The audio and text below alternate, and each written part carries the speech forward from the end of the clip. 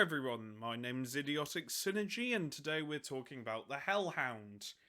I love the Hellhound to bits, and you never see it anymore in 9th because it used to be you brought 3 of them in a squad and that was it. You had 3 per squad and they would just zoom up the board and kill everything. They were really good. Now you just have 1 per unit and it's not as good. And it's a shame because I love the Hellhound. I think it is the Guard's most underrated tank, in my opinion. This is the Guard's most underrated tank because it's fast, it hits quite hard, and there's lots of interesting options you can give it. And yet people ignore this tank and it's a crying shame. It really is. Are there better options? Most probably. There are probably better options, but this tank is underrated. It really is, and I do want an army of just Hellhounds, and oh, that'd be such a horrible army to fight against. What army have you brought? Doesn't matter. Deathstrike and Hellhounds. Just that's my army list. You either have to run away from the Hellhounds, which will set you on fire, or get nuked into next Tuesday. Up to you, son. I might not win, but I get a morale victory. A moral victory of just war crimes. And I love this. I love this tank. There's so many options, and there is a giant flamer variant, as we've just seen. And just the cannons alone, there's lots of character to this tank. In my opinion, I think there's a lot of character to this little tank because it's fast, it's in your face, you burn everything alive, and usually it gets shot to hell, but it's really quick. It's really quick and surprisingly quite tough. Yeah, I think it's underrated and underappreciated. I would like to see this tank more in games. And if you're... I once knew someone that had 9 of these in 8th edition, just brought like 3 squads of 3 and just had 9 of them. It was the most terrifying game. It's like, yep, this is my army. Just zoom up the board, set everyone on fire. Good luck fighting that fucker. Oh dear. I hope he's alright wherever he is. It's quite a fun tournament. One of my first tournaments was just seeing someone that brought 9 Hellhounds. It's like, alright, this guy's just the fucking best. Just burns everyone alive. I'm not going to fight that. Fuck that.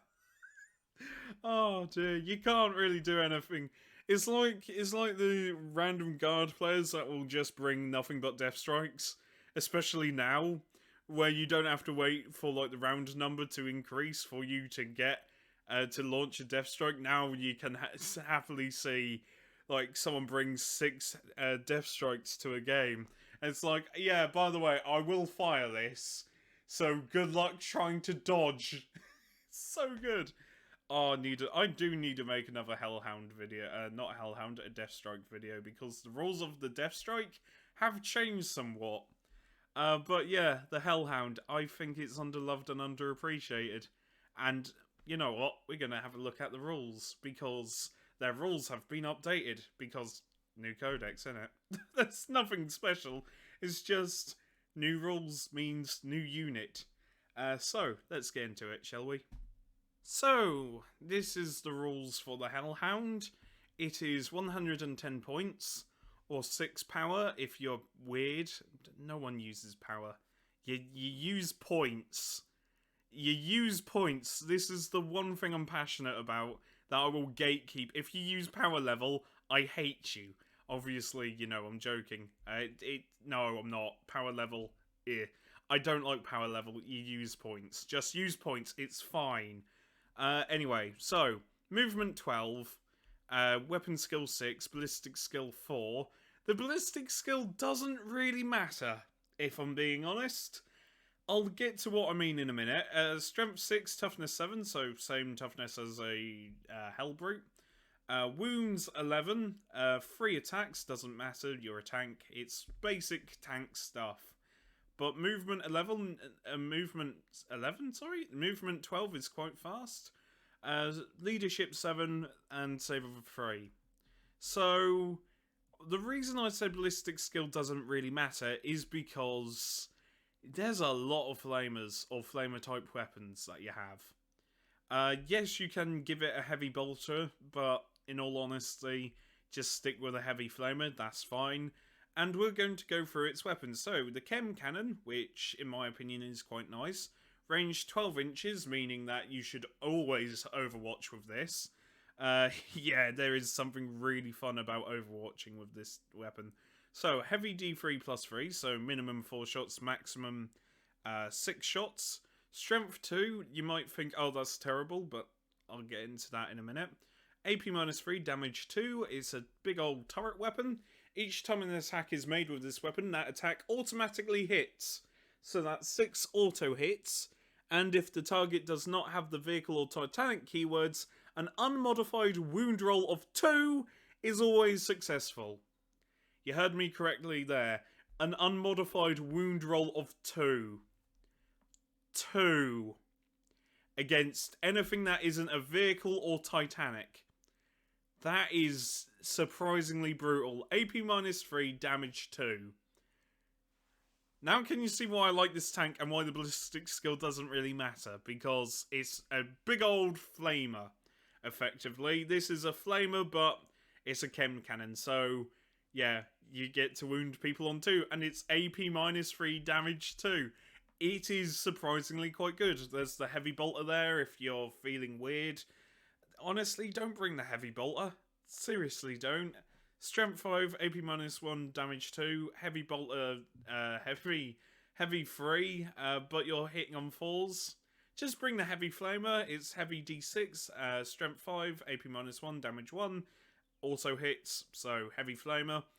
There is something really fun about using a Hellhound to overwatch. The Hunter Killer Missile is 5 points. You use it once per game. There's no harm in bringing one if you feel fancy.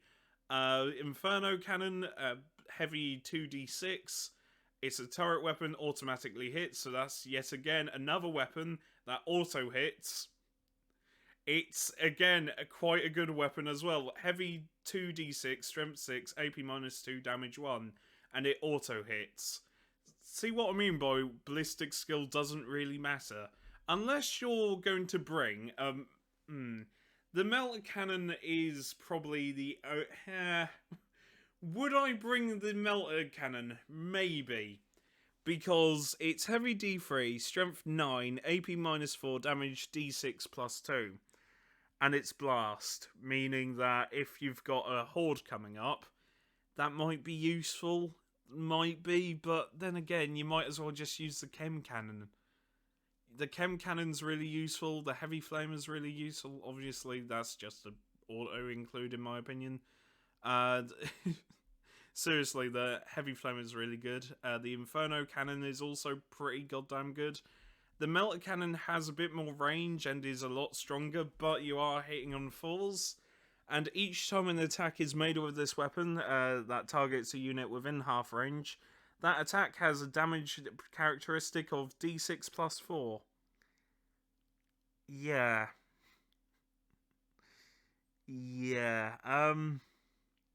It's alright, but you might as well just use the chem cannon. Unless you really have, like, 3 of them, and then you could have, like, 2 Hellhounds with chem cannons, and then 1 Hellhound with the melter cannon, and then you could just go around hunting down vehicles. I've seen that happen. It's quite fun. I mean, it's up to you. I'm not your dad, but in my personal opinion, I would stick with the chem cannon and just target infantry, because there is something really fun about targeting infantry. Just, yeah, I get to wound you on 2, and, oh yeah, AP minus 3. Good luck, fucker. You're gonna get melted, son. And obviously there's the multi-melter there. The multi-melter, yeah, it's replacing the heavy flamer or the heavy bolter. Heavy 2, we all know what a multi-melter does. Heavy 2, strength 8, minus 4, d6 damage. If it's within half range, then it's d6 plus 2. Would I bring it? It's an extra 10 points. It's,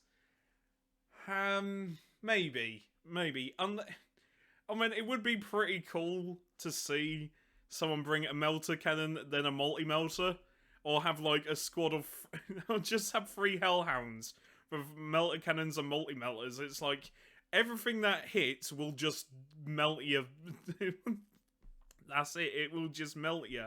There is nothing else. You can't really fight back against a multi-melter shot or a melter cannon. But again, I prefer the chem cannon or the inferno cannon.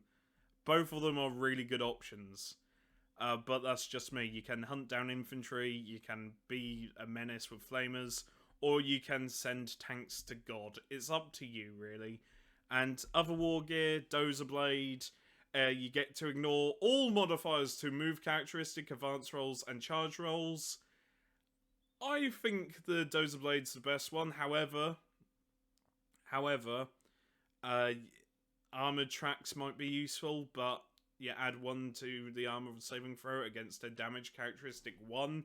So it might not be that useful, but again, up to you. I'm not your dad. I can't tell you what to do.